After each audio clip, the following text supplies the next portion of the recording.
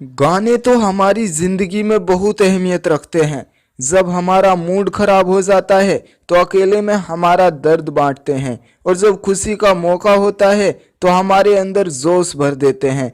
कुछ गाने तो ऐसे होते हैं जो हमारे फेवरेट बन जाते हैं, जिन्हें हम कितनी बार भी सुन लेते हैं पर मन नहीं भरता है। लेकिन क्या आपने कभी ऐसे गाने के बारे में सुना है जिसे सुनकर लोग खुदकुशी कर लेते हैं? शायद आपका जवाब होगा ना, लेकिन यह सच है। एक ऐसा गाना भी है जिस पर 63 सालों तक बैन लगा रहा, क्योंकि इसे सुनकर लोग आश्चर्यजनक तरीके से खुदकुशी कर लेते थे। तो दोस्तों, आज मैं इस वीडियो में आपको इसी गाने के बारे में बताने वाला हूं। और अगर आपने अभी तक हमारे यूट्यूब चैनल को सब्सक्राइब नहीं किया है तो दबाएं सब्सक्राइब बटन, ऑन कीजिए बेल आइकन, जिससे हमारी सभी अपडेट आपको सबसे पहले मिले।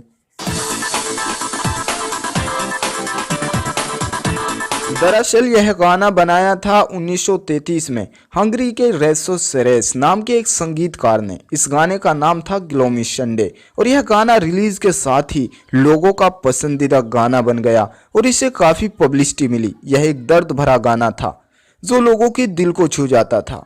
इस गाने की चौंकाने वाली बात यह थी कि जो भी इसे सुनता था उसे अपना दर्द महसूस होता था, और इसी कारण इस गाने को सुनकर कई लोगों के खुदकुशी करने के मामले सामने आने लगे। यही कारण था कि इस गाने को सबसे मनहूस गाने की उपाधि मिली। इस गाने को सुनकर खुदकुशी करने का सबसे पहला मामला बर्लिन में सामने आया, जब एक लड़के ने यह गाना सुनने के बाद गोली मारकर खुद की जान ले ली। इसके अलावा न्यूयॉर्क में भी एक बुजुर्ग ने 7वीं मंजिल से कूदकर अपनी जान दे दी। वहीं हंगरी में एक 17 साल की लड़की ने यह गाना सुनकर पानी में डूबकर खुद को खत्म कर लिया।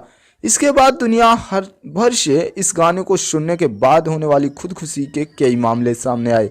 खुदकुशी के इतने मामले सामने आने लगे कि बाद हंगरी, ब्रिटेन सहित कई देशों ने इस गाने को सुनने और किसी भी सार्वजनिक स्थानों पर बजाने पर बैन लगा दिया। रोचक बात यह रही कि बैन होने के बावजूद भी लोगों में इस गाने को लेकर क्रेज कम नहीं हुआ, बल्कि 1941 में अमेरिकन जैज म्यूजिक संगीतकार बिली हॉलिडे ने इस गाने का रीमेक भी बनाया। 63 सालों तक बैन रहने के बाद 2003 में इससे बैन हटा दिया गया। इस गाने की लोकप्रियता ने रिशो को भी प्रसिद्धि बना दिया, लेकिन इस गाने की वजह से कई लोगों की खुदकुशी के कारण जान भी गई। इसी कारण इसे सुसाइड सॉन्ग भी कहा जाता है। तो दोस्तों, जानते हैं रिसो सेरेस की दर्द भरी कहानी के बारे में। रिसो सेरेस की जीवनी और इसकी प्रेम कहानी भी काफ़ी दर्दनाक रही है, और अपने इसी दर्द को उन्होंने इस गाने में उतारा। 1889 में जन्मे रिसो सेरेस को पियानो बजाने का शौक था, और वो उसमें माहिर भी थे और हमेशा से एक सफल संगीतकार बनना चाहते थे। इन्होंने काफ़ी संघर्ष किए, लेकिन इन्हें ब्रेक नहीं मिला। काम न मिलने के कारण रिसो का अपनी गर्लफ्रेंड से भी मनमुटाव हो गया।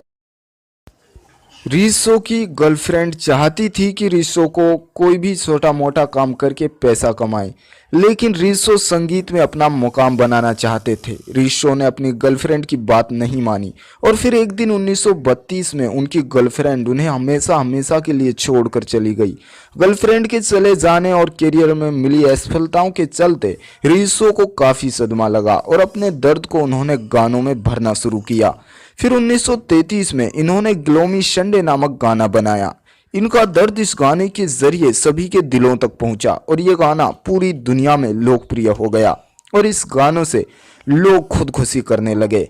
यह गाना इतिहास में सबसे मनहूस गानों में लिखा जाता है।